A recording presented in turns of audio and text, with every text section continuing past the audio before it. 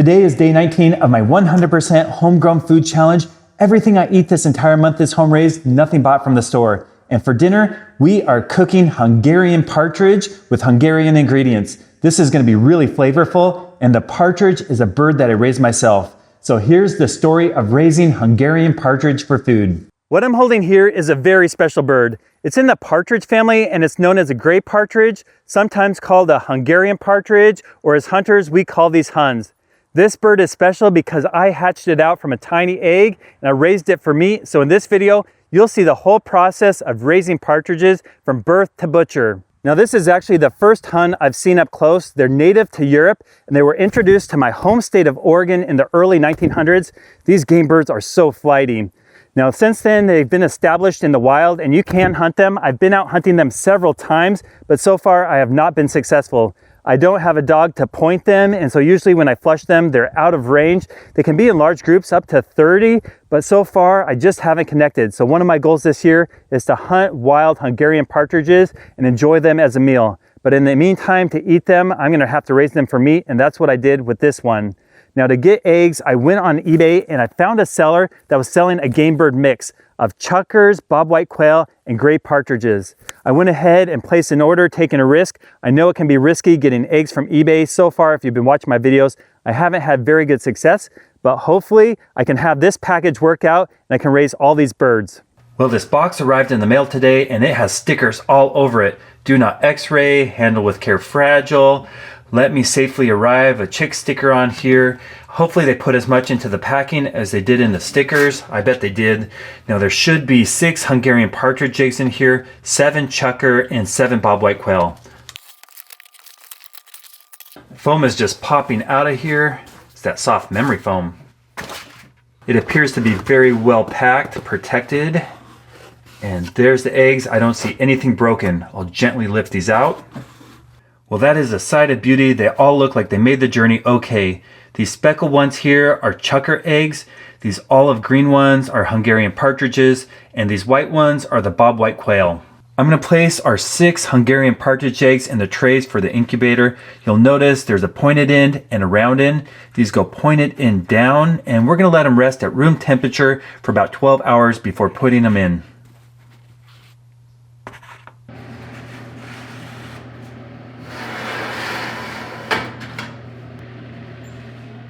For the last few days, we're going to move the gray partridge eggs to this incubator inside my house, the Nurture Right 360. It has a clear plastic dome, so we can keep an eye on them and watch them hatch. I actually have some chicken eggs hatching right now.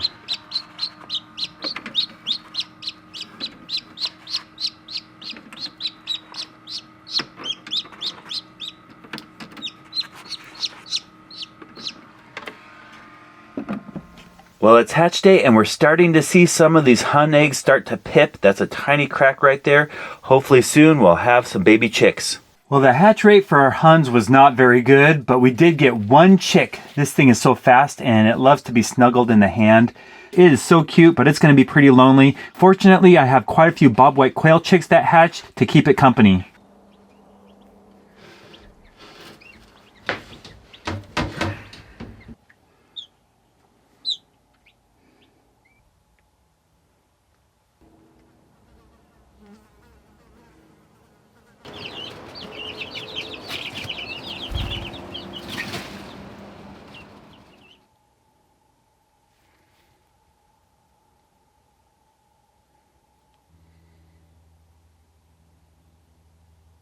Well, here's our gray partridge all grown up. This bird is so wild and flighty, if I don't hold it with 2 hands, it will escape.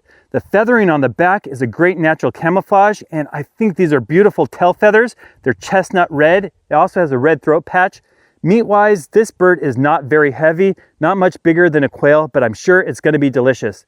Now, every bird I raise for meat, I want them to have the best life possible with only 1 bad day. Well, unfortunately for this partridge, today is its bad day. We're going to humanely and quickly dispatch it. We're going to pluck it, butcher it, and get it ready for the freezer, and we're going to enjoy it in a future meal. So this gray partridge is going to go looking from this beautiful bird to looking something like this. Well, here's our little hun partridge. It's not very big. It looks like a tiny chicken. I also saved the heart, the gizzard, and the liver. We're gonna go ahead and place this in a vacuum sealed bag. It will suck out all the air. That way it won't get freezer burned and we can save it for a future meal.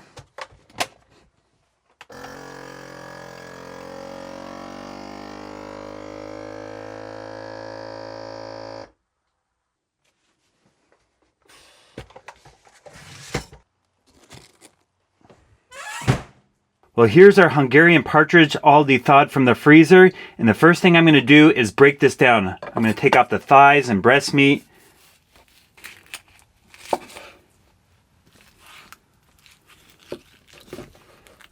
We have our cuts of partridge all cleaned up. Now this recipe also calls for bacon. I don't have bacon, but I do have duck fat. We cut this off of one of my jumbo Peking ducks that we raised from a duckling, and it will be a good substitute.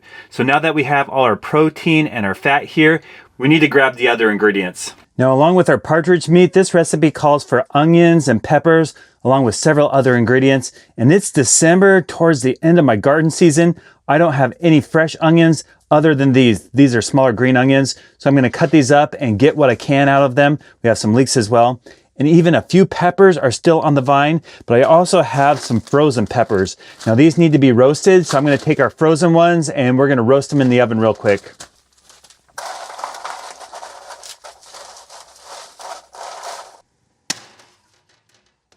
Now we're going to cut up our onions and our leeks.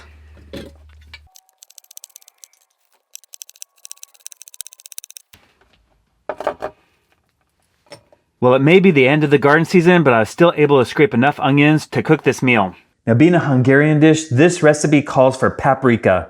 I actually grew several different varieties of paprika peppers in my garden, and I fully dried them in my solar dehydrator. I stored them in a jar in my pantry, and what I'm going to do is put them in a grinder. We'll just fill that up with our dried peppers. And I got this grinder specifically for this project, so it's never ground anything before. No coffee.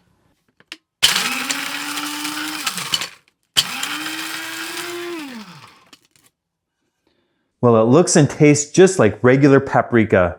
That is a bold flavor and it's really good. Our peppers are now roasted. Now that we have our Hungarian partridge meat, some duck fat, homemade paprika, some onions, some roasted peppers, I also have some pressure canned chicken broth and some more duck fat, we're ready to start cooking. In a heated pot, we're going to add our duck fat. I'm also going to add some rendered duck fat from a duck we roasted. And with that heated up, we're going to start browning our partridge.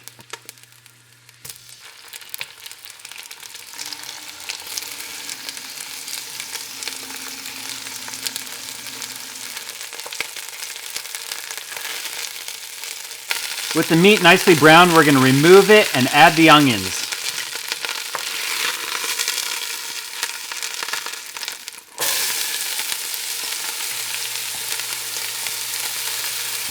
With our onions nicely caramelized, we're going to go ahead and add the peppers. About a quarter cup of our freshly ground paprika.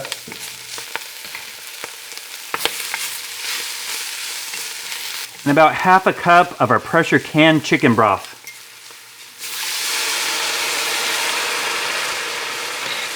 Now we can return our Hungarian partridge. And you want the liquid to be about halfway up the meat, so I'm going to add a little more chicken broth. That looks amazing. We're going to drop the temperature to low, cover it up, and let it cook between 90 minutes and 2 hours. And now that we have our meat cooking, we're going to grind some wheat. And here I'm using a soft white variety. This is wheat I grew in my garden, and soft white is better for noodles, whereas hard red has more gluten and is better for bread.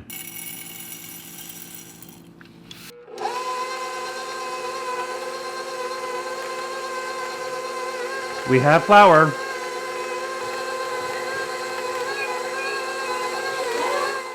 We now have enough flour, we can start making our noodles. We'll start with 5 eggs from our chickens.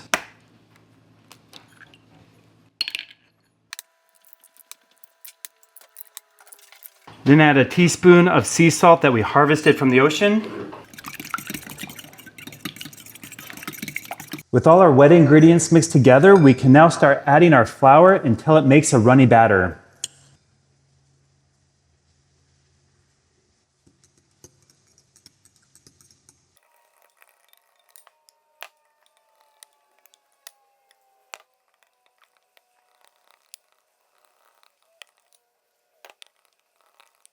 When our batter is about this consistency, it's ready to drop into the water to make our noodles. And to do that, we're gonna push it through this. This is a screen with holes. It's the perfect size for making spätzle or also the Hungarian version of that. We have our boiling water. We'll place our screen on top and start working through the batter. As we push it through, it drops off in tiny little clumps, and when it hits the water, it starts to cook and turn into a noodle.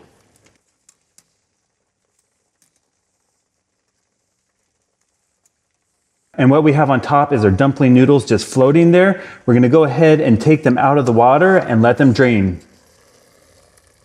Well, our partridge meat has been cooking for over an hour. It's so tender, fall off the bone, and the sauce just looks amazing. Our noodles are done, so let's go ahead and plate.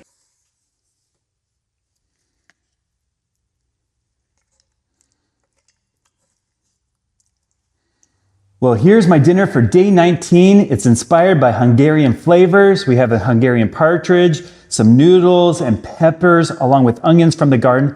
Everything is 100% home raised, nothing bought from the store, and this is gonna be so good. I'm really gonna enjoy this. Now I have it on a paper plate because we have house church tonight. We meet with a small group of families from our church and have a potluck, and I'm gonna bring this for my dinner. I'm gonna go ahead and wrap this up and head off to house church, but hopefully you enjoyed seeing this meal. Now tomorrow we have another great meal coming. It's gonna be squab. These are basically baby pigeons that I raised, so you're invited to my house for dinner tomorrow to cook some squab. Thanks for watching.